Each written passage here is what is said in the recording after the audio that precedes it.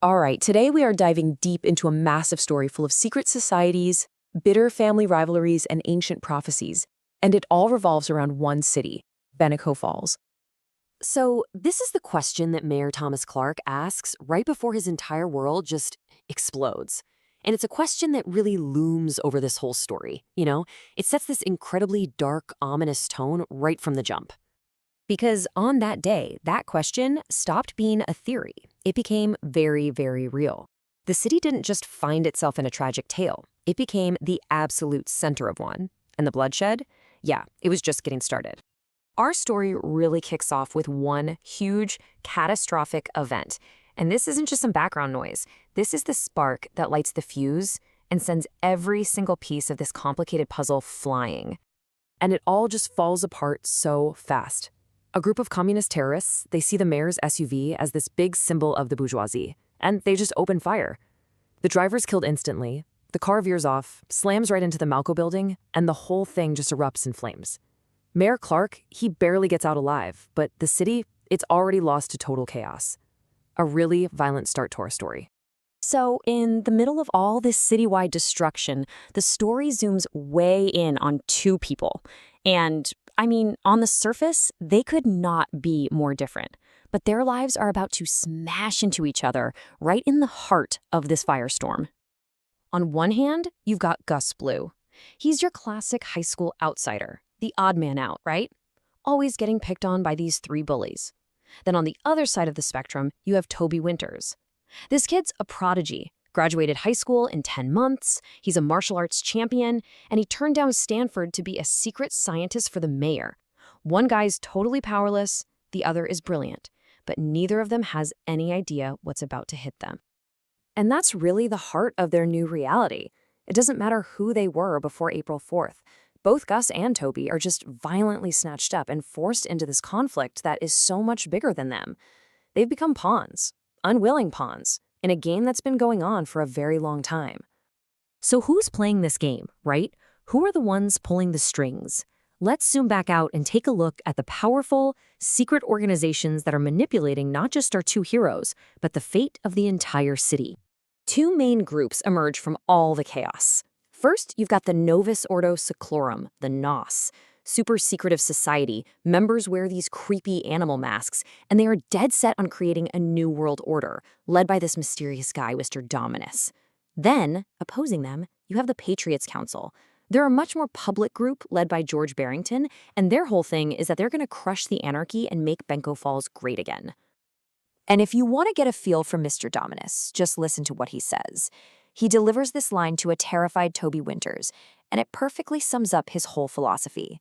Absolute control through fear. There's no discussion. It's just obedience or death.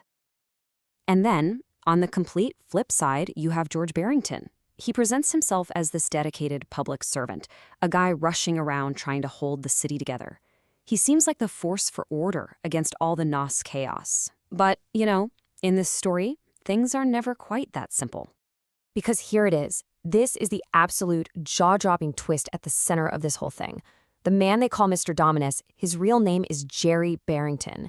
And George Barrington, the leader of the Patriots Council, he's Jerry's younger brother. This whole citywide war, it's a family feud, just on a horrifying, massive scale. Okay, so why? Why would two brothers tear a city apart like this? To get that, we have to go way back. We have to look at the ancient history and the strange mystical beliefs that are really fueling this war. Because this isn't just about power, it's about prophecy. So, the Novus Ordo Seclorum, it's not new at all. The original group was started way back in the 1870s by the city's founders after they found this mysterious old book. Then, the society was brought back in 1979 by a new group, which included a young Jerry Barrington. And they all swore an oath to follow a set of sacred rules. The attacks in 2023, that's just the final public stage of a plan that's been in the works for decades. And what are these rules? They're called the 27 Vows, and they come from that ancient book. Their core belief system is, well, it's wild.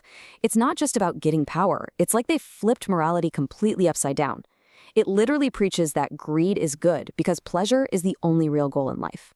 This isn't politics. It's a religious-style quest for godhood through being completely and utterly selfish.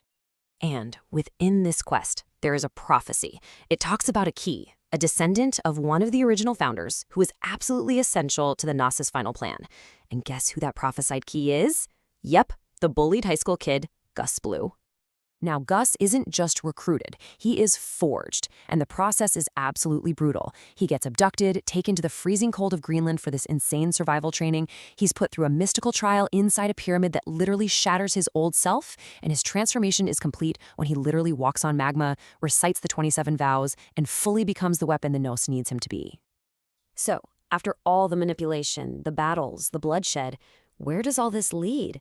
What does the world actually look like when the dust settles? I mean, it's the most straightforward question you can ask. You've got two powerful factions led by two warring brothers. Who came out on top? Well, the answer? It's a little complicated. At first glance, it looks like George Barrington and the Patriots Council won. Bendigo Falls is under their complete control. It's a city that's been scrubbed clean of all its color and life, run with an iron fist. So yeah, there's order, but it's a really bleak, oppressive kind of order, built on the ashes of the old world. But here's the final twist. The Gnos was never really defeated. While George Barrington was busy building his gray city, Mr. Dominus was expanding his influence across the globe. See, Bendigo Falls was just the beginning. The Novus Ordo Seclorum has become this massive shadow empire, more powerful than ever, and now they're ready for their real endgame. In the end, both brothers got their own version of a new world order. And that just leaves us with this one last, lingering question. From Gus being destined to be the key to the brothers' fated conflict, every major event seems like it was pre-written in some ancient book. And it makes you wonder, were any of them, Gus, Toby, the Barringtons, were they ever really making their own choices? Or were they all just pieces on a board, moving toward a conclusion that was written centuries ago?